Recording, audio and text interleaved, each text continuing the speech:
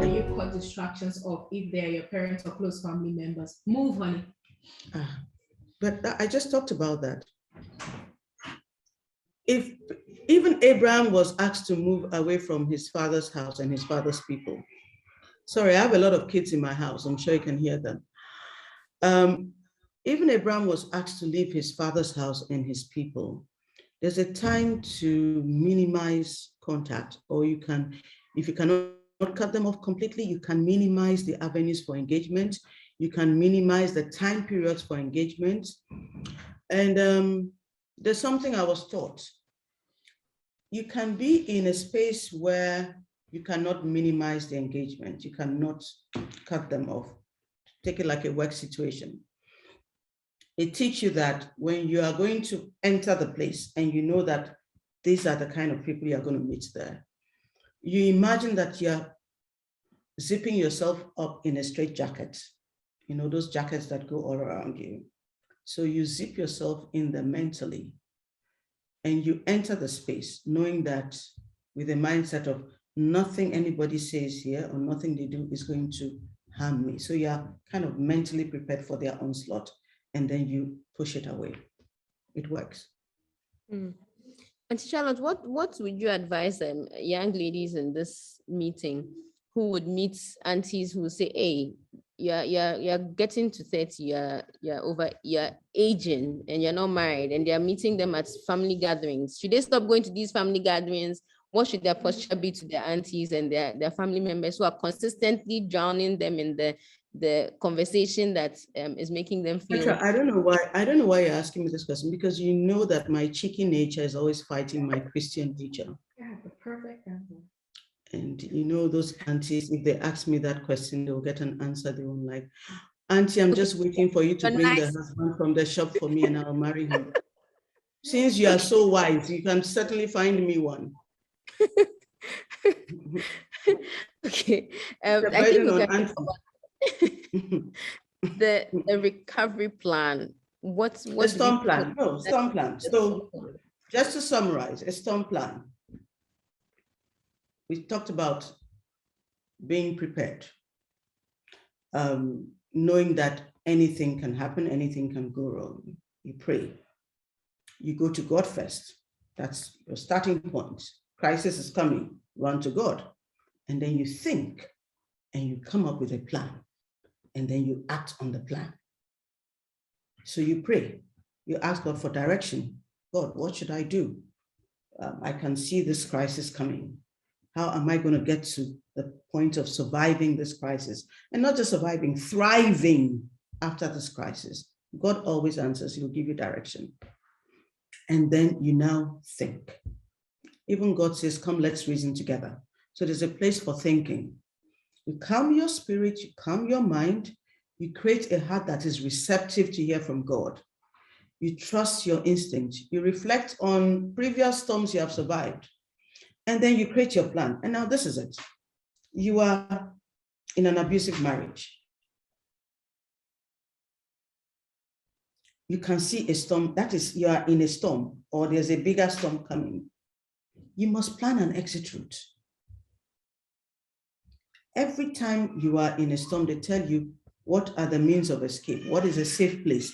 You must have a plan. You don't wait until the crisis comes and then you are not looking for a safe place. So you must plan. You are in a job. You can see that it may not be going well. You must create an exit route. What is an alternate source of income? That is the place of the side hustle. Start crafting alternate sources of income. Start building an emergency savings account. You have to plan. So you can see that your in-laws are toxic. They are mean. Start building something for yourself. Start working towards financial independence. You are in a job that is stagnating. The industry is suffering.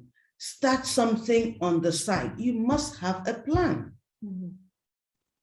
So there's a place to pray. There's a place to think. There's also the place to act. as you monitor the weather and you can see that the storm is coming, you must start planning. You must have some investments. You must think insurance. My parents are 70. It's nice to think that they may never die, but since even the Son of God died, you know that they will die. How about insurance? The way this job is going, or the way this business is going, how are my children going to get educated? How about insurance? How about an education plan? You're spending all your money on clothes. The day you're out of that job, what are you going to do? Do you have emergency savings? Do you have insurance against even losing your job?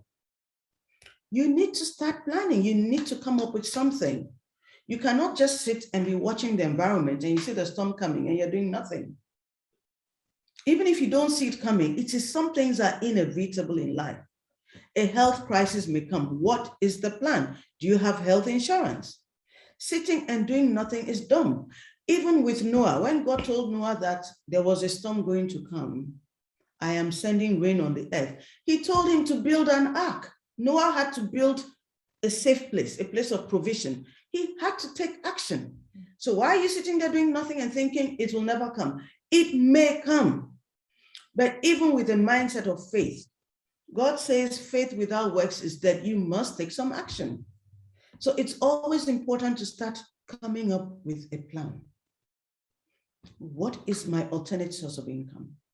What little income streams can I come up with? How can I use insurance? Do I have emergency savings? What costs can I cut to make sure that I can build something for the rainy day? You need to have a plan. So that's really it. You need to pray, you need to think, spend some time reflecting, researching, calm yourself. Don't get into a panic, don't get into a state of fear. You need to come to it from a place of faith, but you need to come knowing that God is going to work, but you'll also work. There's a book I read when I was very young. It says, God will work with you, but not for you. So there are some things that God expects you to partner with him and do. And so there can be all this knowledge in the world and you choose not to use the knowledge to prepare for a rainy day and think that God is going to do everything. You need to build your ark, basically. And you need to start. It's very deliberate, it's very intentional. You need to plan it. And so that even when the storm comes, you're in a place of protection from the storm. Yes, you are in the ark. It's rocking up and down, it's being tossed, but you are in an ark. Just having that emergency savings, that insurance plan makes the storm easier to survive and makes you come out even stronger. So you need to have a plan. Someone asked, what if the person is your spouse? I think she's asking, what if you're in a storm with a spouse and the spouse is the negative person? What do you do? They know exactly what to do. No, Auntie Charlotte, we don't know. Oh, no, when people ask you questions like that, trust me, they know exactly what they should do. They want to say, so and so said I should do it. You know exactly what they should do. They're looking for you.